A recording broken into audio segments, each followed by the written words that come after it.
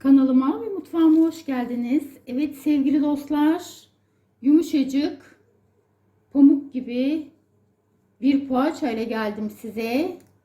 Poğaçam gerçekten çok güzel. Yapması, yemesi muhteşem. İçine ben beyaz peynir koydum. Sizler istediğinizi koyabilirsiniz.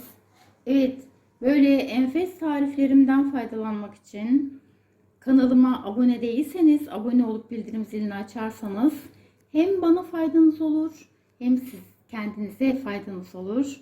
Bu arada yorum, beğeni ve sosyal medya hesaplarınızdan paylaşımlarınızla da bana destek olabilirsiniz.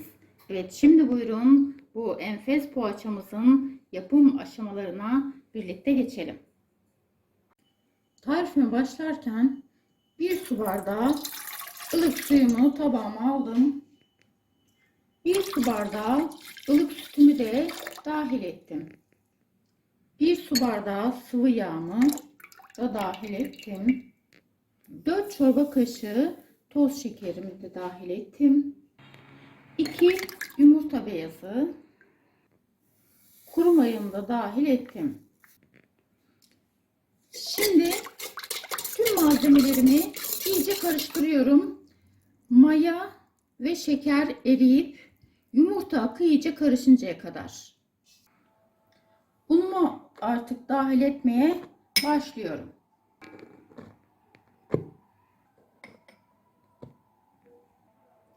Bir tatlı kaşığı da tuz dahil ettim. Evet, bir miktar un dahil ediyoruz. Her zaman bu konuda dikkatli olalım. Belli bir miktar un dahil ettikten sonra kontrollü bir şekilde yoğurarak devam edelim. Un eklememiz gerekiyor ise ekleyeceğiz. Artık yoğurmaya başlıyorum. Hamurum güzelce olduğu gördüğünüz gibi yumuşacık güzel bir hamur. 6,5 su bardağı un kullandım. Şimdi hamurumu iyice yoğurduktan sonra üzerine çok az un serpiştiriyorum.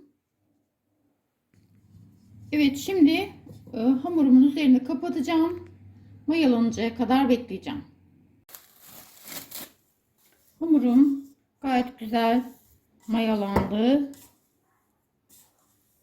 Hemen tezgahıma bir miktar un aldım. Hamurumu tezgahıma aldım. Evet, tezgahıma aldığım hamurumu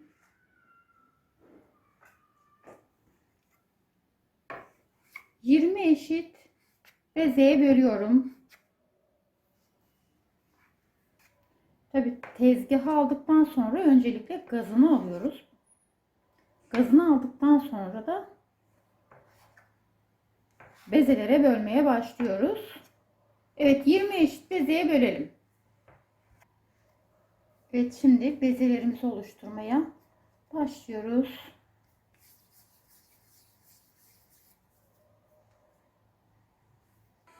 Evet, bezelerimin tamamını hazırladım. Tezgahımın bir kenarına bir parça un, bir miktar un serptim. Bezelerimi üzerine alacağım. Tamamını kenara aldım. Hemen açmaya başlıyorum. Bir tepsimize de yağlı kağıt serdik. Güzelce açtık. Kafidir bu kadar. Şöyle bir kalıp beyaz peynir kullanıyorum. Şöyle toparlıyorum ve yuvarlıyorum.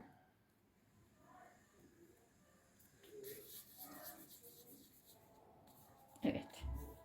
Bu şekilde yağlı kağıt serdiğim tepsimi alacağım. Evet, bir tane daha açıyorum. Şöyle bir miktar açtım. Bir parça beyaz peynir koydum. Kaşar peynir de koyabilirsiniz. Patates koyabilirsiniz. Hamurumuz o kadar güzel ki her şeyi kaldırıyor. Şöyle, evet, işlem bu. Tamamını hazırlayıp yağlı kağıt serdim, tepsime yerleştirdim. Şimdi üzerini kapatıp tepsi mayasını bekliyorum. Poğaçalarım çok güzel mayalandı. Evet. Şimdi içerisine 2 yumurta beyazı koymuştuk. Yumurta sarılarını da üzerine ayırmıştık.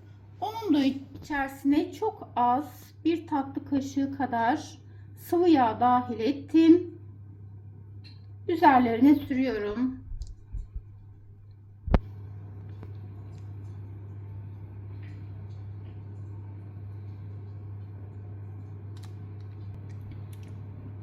Bu arada fırınımızı da 180 dereceye ayarlıyoruz.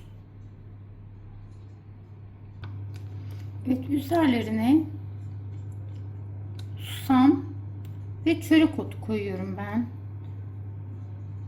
Çok da yakıştırıyorum. Tabii ki mecburi değil, tercih. Tabii bu benim tercihim. Ben seviyorum poğaçada susam ve çörek otunu. Arzu ederseniz sadece susam veya sadece çörek otu da atabilirsiniz. Veyahut da hiçbirisini kullanmadan sade de tüketebilirsiniz. Çok güzel bir poğaça. Evet, şimdi önceden ısıtılmış 180 derece fırında pişirmeye götürüyorum. Evet, poğaçalarım fırından çıktı. Gördüğünüz gibi çok nefis oldular. Evet, şöyle altında görün istiyorum. Enfes oldu. Yumuşacık. Bizlerden bu kadar. Pamuk poğaçamız gerçekten çok güzeldi. Yapacak, yiyecek olanlara sağlıklı afiyet olsun. Keyfiniz hep yerinde olsun. Bizi izlemeye devam edin. Yeni tariflerimizden haberiniz olsun.